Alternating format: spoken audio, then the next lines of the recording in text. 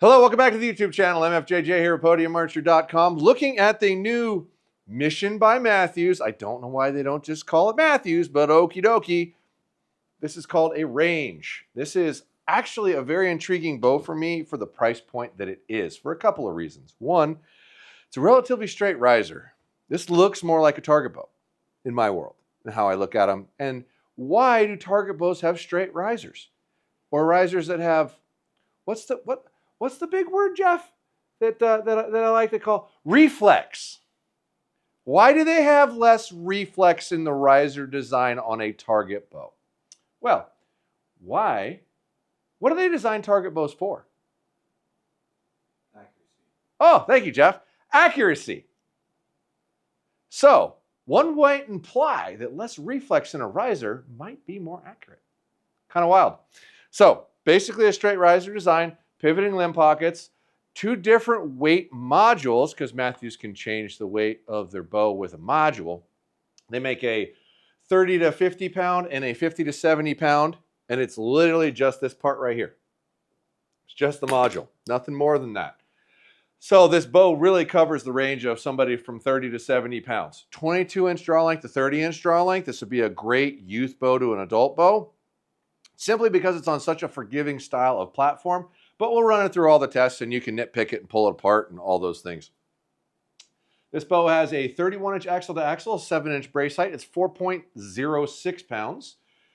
$6.99 retail, 325 feet a second. For a mid-priced bow, that's actually a pretty good speed. We'll see if it actually even gets close to that. 80% let off. So let's measure a few things. There's no new tech here because this is a price point. Once again, this is a Mathews manufactured product. They call it Mission, but at $6.99. So this should be something you'd compare to like an Enduro or a Bowtech Ascend maybe. What else? PSE, what do they call that thing? Fuck, I don't know. I can't think. Brute Force, Brute something? Fuck, I don't know.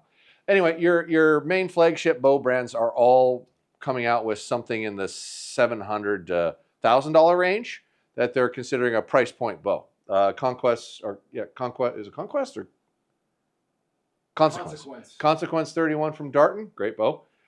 In fact, these specs are almost identical to that. So interesting to see. So without further ado, let's get some measurements going. All right, we're looking for a 31-inch axle to axle. We're going to go from the left side of the axle, or screw, it looks like here, left side screw. That looks spot on 31 to me. Let's check our brace height for 7. Once again, we find a bow. This is really common, that it goes to the back of the string instead of the front of the string. Kind of feeling like you should be measuring the brace height to the front of the string, not to the back. Now, you may very well be able to take this grip off, and they do make side plates for these. They actually sent some in there, so you can put that on there, and they're probably implying that that's where the brace height comes from. So, but how you send it stock is how it should be measured, in my opinion. Looks like 25 and 5/8. The geometry of this is going to be much more similar to their target bows, I almost guarantee you. They're probably calling it the Range because they're saying it's like a economical range bow, even though it's only 31 axle to axle. 1-inch reflex. I bumped that, sorry. All right, so 4.2 and 2/10 for an arrow rest. You're spot on. 4.06, it is accurate. All right, looks like we're 30 1/4, I would say, which tends to be the average. Most to run at 30 1/4, 30 1/8, somewhere in there. Looks like 32 inches is going to be the loadout point. Let's shoot this sucker. All right. So we have 350 grain arrows, 70 pounds, 30 inches. On the new Mathews Range, we're looking for 325 feet per second. I actually really like the back wall. I thought it would be spongier, but it's pretty damn firm. Woo! 315, 314. 316, 317. So 316. Whoa, that's a weird one on the bottom. 321, 316. I'm going to disregard that bottom one. There's no way that's right. We'll go 317 average on those. Now let's shoot some 450s.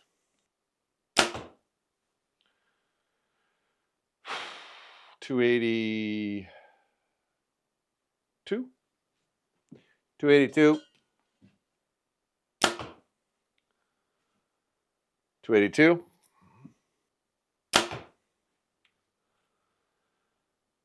Stick with the 282 average there. I'll shoot some 650 grainers. 239. 239. Oops. Looks like we'll take that down to 238. Now we're going to set this down to 29 inches so you can get an inch by inch comparison to see how much speed it loses per inch of adjustment for draw length. All right, now we have 450 grain arrows at 29 inches at 70 pounds for that inch by inch comparison.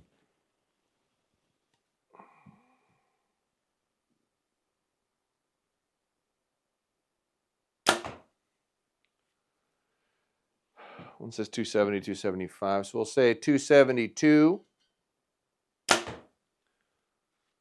272. Stick with the 272 average on there. Now we're going to set this down to 65 pounds so we can give you the realistic arrow speed. What is realistic arrow speed? It's the number I would like brands to abide by and show on their product because it's 65 pounds, 29 inches, and a 450 grain arrow. The average guy's setup. Can you please, please, please go off of that? I would really super appreciate it. All right, now we're at 65 pounds. Let's see what we get here.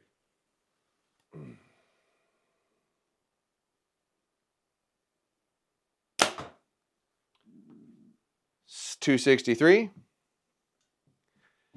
I mean, for $6.99, this is honestly a pretty freaking nice bow. And I know it says Mission, not Mathews, but they are made in the same building. So it's not like your quality control is different. 263. One more.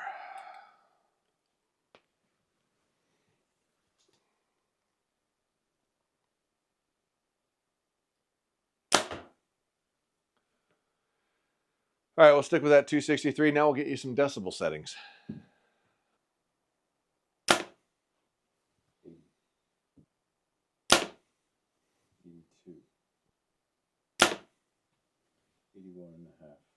80 and a half.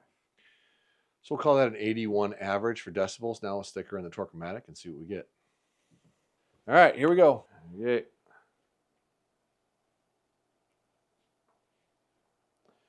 4.2.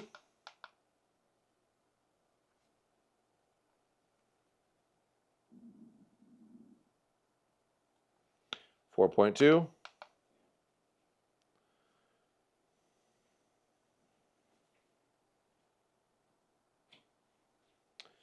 4.1. So we'll give you a 4.2 average on the Torquematic.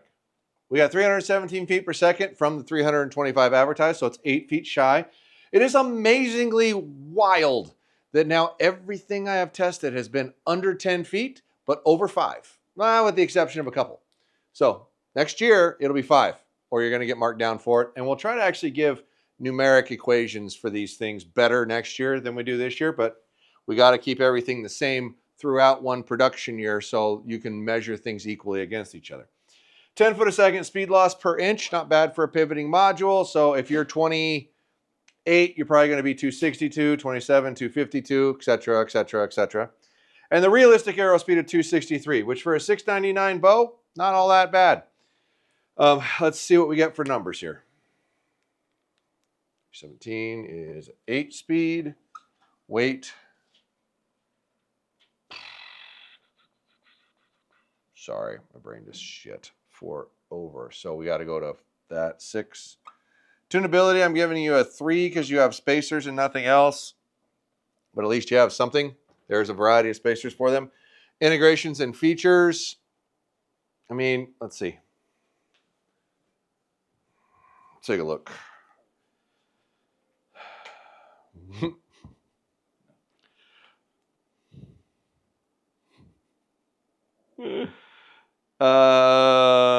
Nothing. I'm not sure. I hate to be like rude or nothing, but I can't find a single thing that integrates to this bow. Now, this is pre-launch, so I could be missing something, but I think we're going to have to give you, I mean, it does bolt a sight, a rest, and a stabilizer on, so how about a 2 for integration features. Does integrate something. Honesty. All right, so we're not marking down for being within 5 yet. We will next year. Your brace height is shy, but it's probably accurate with the grip up. Your axle to axle was right. Your draw length is 1/4 long, which is part of giving you velocity. So I got to mark you down a little there. And you're within 8 on your speed. Everything else matched out pretty good. I'm going to mark you a 11 for honesty. Feel. Honestly, for a $700 bow, it feels pretty awesome. It's got a good back wall, which I did not expect. Most of the Mission bows in the past, or Mission by Mathews, has been really spongy in the back end. So feel, I'll give you a 6. Design, geometry-wise, I mean, everything about that bow should make it really shootable, really forgiving. Torquematic numbers were as high, if not higher, than their high-end bow in the similar axle to axle. Might have something to do with reflex, you might think, just maybe. But regardless, functional engineering design of that product, I'd give it a 7.